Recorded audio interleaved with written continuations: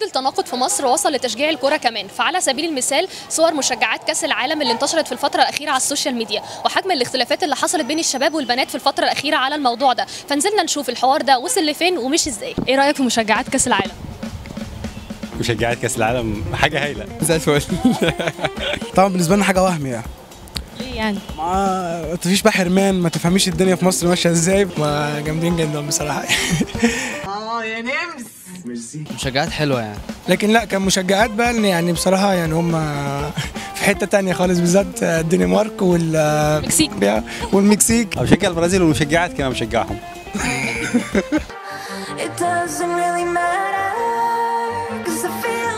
مشجعات كأس العالم لا حلوين. لا حلوين. حلوين الصراحة.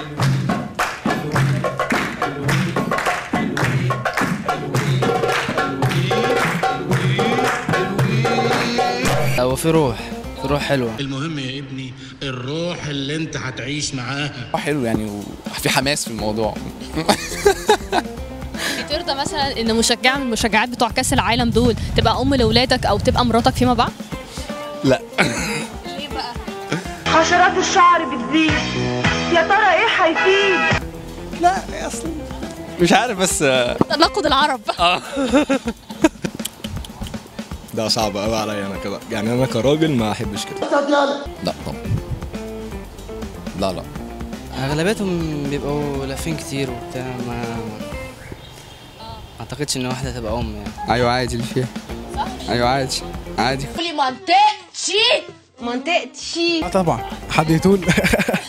طبعا هو انا حبيتها بس جاست اعجاب يعني، فاهمه اللي هو يعني. انما ما ترضاش ان هي تبقى.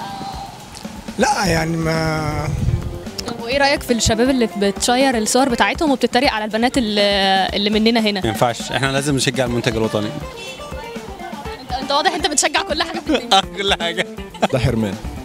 هي البنت مش بلبسها ولا بجسمها. هم شايفين انهم احلى منهم، يعني بتشجع بطريقه مش كويسه وبتعمل حاجات مش كويسه، فاكيد طبعا الشباب في حقهم انهم يعملوا كده برضه. عشان عارف ان هتيجي بنت هتقول لما انت مثلا زي مثلا مرات راموس، تقول مثلا انك انت لما تيجي تتكلم عن مرات راموس شوف نفسك راموس الاول عشان تتكلم على مراته. عايز تتفرج اتفرج براحتك، يعني هم طالعين كده بالشكل ده عشان الناس يتفرجوا عليهم خلاص، بس ما تاخدش بقى الصور وتنشر بقى وتقعد تتريق ومش عارف ايه ودي حلوه ودي وحشه والكلام ده، يعني ملهاش لازمه. لو ده طبعا يعني مش كويس، لو يعني حتى لو هو واخدها من سبيل الهزار او الجد فانت ما ينفعش تتريق على ولاد بلدك يعني. في بقى بنات اللي هي بتبقى الى حد ما من وجهه نظركم لبسها جريء، ليه مش بتسيبوها في حالها؟ في لبس بقى مشز يعني مثير للجدل يعني، تمام، فاكيد يعني الشباب يبقى مشز زيه. مشز زي. انا عن نفسي ماليش دعوه بحد. فعلا الشعب المصري مثلا 70% منه كده، لو مثلا لو شفت واحده ماشيه او حاجه، طب ما انت مالك يعني. البنت لازم تبقى مراعيه المجتمع اللي هي عايشه فيه، هل المجتمع يسمح ان هي تلبس ده ولا لا؟ انت مش عاجبك خلاص خليه لنفسك، هي ما جاتش سالتك رايك، بس هو عادي احنا برضه نحب نشوف الحاجات دي. مش هنقول لا يعني.